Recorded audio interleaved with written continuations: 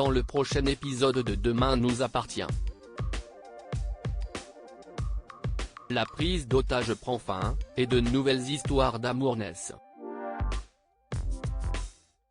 En parallèle, Timothée se fait voler sa tablette, et Clément, le crush de Mathilde, est déjà en couple. Attention, les paragraphes qui suivent contiennent des spoilers sur l'épisode de Demain nous appartient diffusé demain soir sur TF1. Si vous ne voulez rien savoir, ne lisez pas ce qui suit. Jeudi 26 août dans Demain nous appartient. La prise d'otage prend fin, Chloé et Alex s'embrassant maintenant qu'Ophélie et Anthony ont récupéré les lingots d'or de leur père, les otages sont inquiets. Ils se demandent ce que les preneurs d'otages vont faire d'eux. Xavier pense qu'ils vont les libérer et s'enfuir.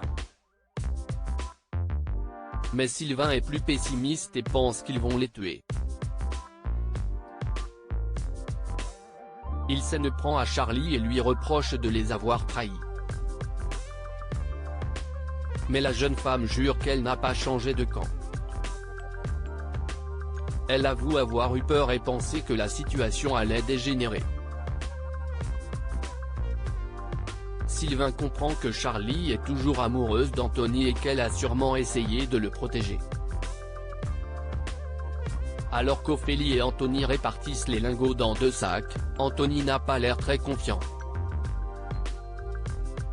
Il rappelle à sa sœur qu'il n'a pas son sang-froid et lui fait promettre de faire ce qui est prévu depuis le début si jamais les choses tournent mal.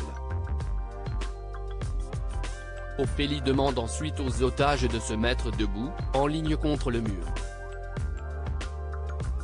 Puis elle leur ordonne de se déshabiller. À l'hôpital, Victoire est étonnée de voir qu'Amanda est venue travailler.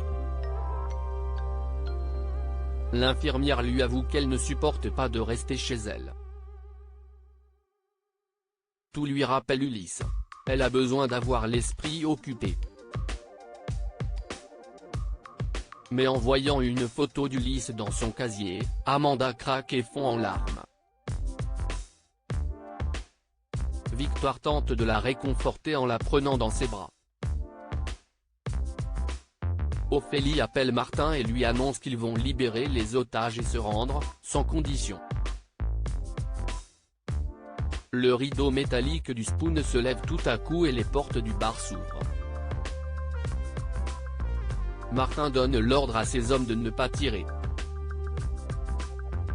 Les otages et les preneurs d'otages quittent le Spoon, mais il est impossible pour la police de les différencier, ils sont tous vêtus de la même combinaison bleue et sont tous masqués.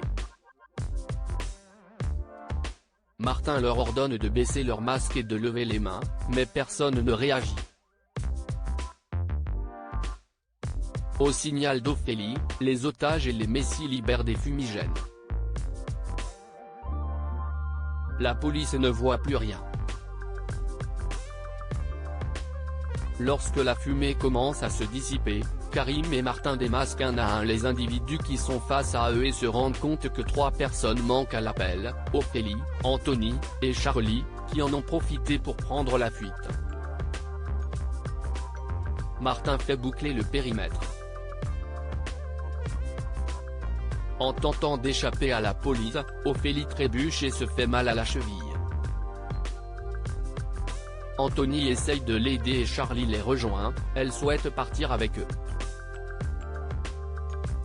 La police débarque et parvient à arrêter Ophélie, tandis que Charlie entraîne Anthony avec elle avant de prendre la fuite. Soulagés, les otages retrouvent leurs proches. Chloé prend Maxime dans ses bras. Marianne annonce à Tristan qu'Ulysse n'a pas survécu. Tristan est sous le choc. Chloé demande à Xavier s'il était au courant, et le procureur confirme qu'il l'était. Chloé semble lui en vouloir d'avoir menti. Un peu plus tard, Alex rejoint Chloé, qui est partie s'isoler sur le port. Chloé pense à Ulysse, Alex essaye de la réconforter en lui disant qu'il n'aurait rien pu faire, il n'était pas préparé à ça. Les ex-époux se confient que, sans l'autre, ils n'auraient jamais pu faire face à cette épreuve. Alex avoue à Chloé que son sang-froid l'a épaté. Même s'ils viennent de traverser des choses horribles, Alex et Chloé admettent que cela leur a fait du bien de passer du temps ensemble. Alex passe sa main dans les cheveux de Chloé, et les deux ex finissent par s'embrasser. Clément est déjà en couple avec Garance Mathilde, qui était censée aider Bart et Louise à déballer les cartons, leur fait faux bond pour aller rejoindre Clément, le garçon pour qui elle craque, à la plage. Une fois là-bas, Mathilde retrouve Clément qui lui offre de la crème solaire indice 50, afin d'éviter qu'elle attrape une nouvelle insolation, et un chapeau de paille. Clément a commandé 2 cocktails, dont un sans alcool pour Mathilde. Mais l'adolescente fait savoir à son prince charmant qu'elle a 15 ans, qu'elle n'est plus une gamine, et qu'elle aurait bien bu un cocktail alcoolisé. Un aveu qui semble plutôt plaire à Clément. Mathilde fait ensuite un massage à Clément, et ce dernier lui fait savoir qu'elle se débrouille très bien. Il promet à l'adolescente que la prochaine fois ce sera à son tour de la masser, puis remet sa chemise et explique à Mathilde qu'il doit y aller. Un ami l'attend. Lizzie, qui était allongée sur un transat à seulement quelques mètres de là, rejoint Mathilde. La fille de Louise avoue qu'elle redoute le moment où elle va se réveiller. Elle ne comprend pas pourquoi un garçon comme Clément, plus âgé et très beau, s'intéresse à elle.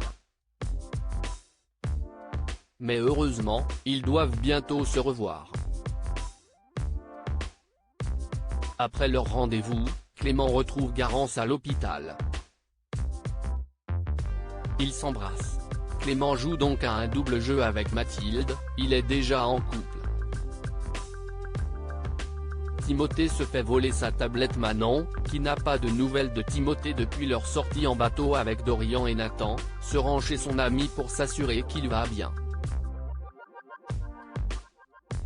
Timothée assure qu'il ne lui en veut pas et qu'elle n'est pas responsable du fiasco de cette journée en mer. Si est à Nathan qu'il en veut. Mais Timothée se reproche également de ne pas avoir été assez préparé pour affronter cette journée. Manon lui propose de se rendre à la Paillote à vélo, et Timothée accepte, à condition de prendre un deuxième tube de crème solaire avec lui. Une fois à la Paillote, Timothée se plaint auprès d'Adrien de la coupe des clubs sandwich. Il lui montre sur sa tablette les sandwichs qu'il avait préparés lorsqu'il travaillait ici, et Adrien promet de s'appliquer la prochaine fois. Un peu plus tard, Nathan débarque et interrompt Timothée et Manon en pleine discussion. Il embête une fois de plus Timothée, et Manon lui demande de partir. Nathan s'exécute. Timothée réalise ensuite que sa tablette a disparu, et Adrien soupçonne Nathan d'y être pour quelque chose.